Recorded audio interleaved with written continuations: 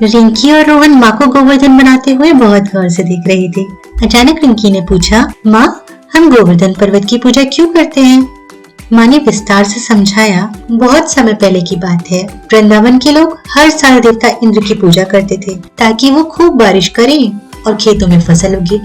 सभी लोग पूजा की तैयारी में लगे थे, मिठाइयाँ बना रहे थे, फूल सजा रहे थे और भगवान इंद्र को खुश करने की कोशिश कर रहे थे। कान्हा जी ने यशोदा जी से पूछा, मैया, ये क्या हो रहा है? मैया ने बताया कि ये देवराज इंद्र की पूजा की तैयारी चल रही है। कान्हा बोले, पर इंद्र की पूजा क्यों कर रही हो मैया?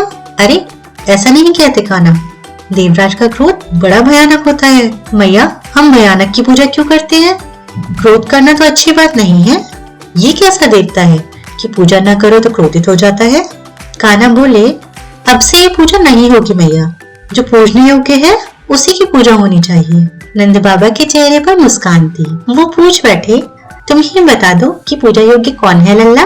कान्हा बोले, गाय जो हमें दूध देती है, खाने को माखन देती है, उनकी पूजा करो मैया। वनों की पूजा करो जो गायों को चारा देते हैं। अगर वन नहीं होंगे तो गाय भी नहीं होंगी। मैया, नदियों की पूजा करो, यमुना जी की पूजा करो जो वनों को जल देती है, और गोवर्धन पर्वत की पूजा करो मैया, जो बादलों को रोककर वर्षा करवाते हैं।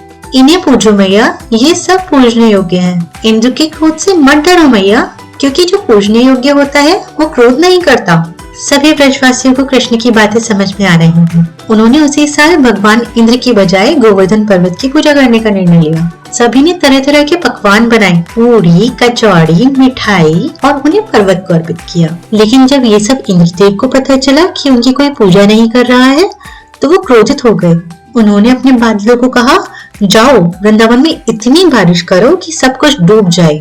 तेज बारिश और तूफान से गांव में डर फैल गया। बारिश ऐसी कि थमने का नाम ही नहीं ले रही थी। सब भागे भागे कन्हैया के पास आए। कन्हैया बचाओ, कन्हैया हमें बचाओ। तब कृष्ण ने अपनी छोटी उंगली से पूरा गोवर्धन पर्वत उठा लिया। सब लोग, जानवर और बच्चे पर्वत के नीचे आकर सुरक्षित महसूस कर रहे थे। 7 दिन और 7 रातें कृष्ण ने पर्वत को अपनी उंगली पर उठाए रखा। आखिरकार इंद्रदेव को भी समझ आ गया कि कृष्ण कोई साधारण बालक नहीं है। उन्होंने बारिश रोक दी और माफी भी मांगी। तभी से हर वर्ष गोवर्धन की पूजा का प्रचलन है। अब बच्चों को समझ आ गया था कि गोवर्धन पूजा क्यों की जाती है।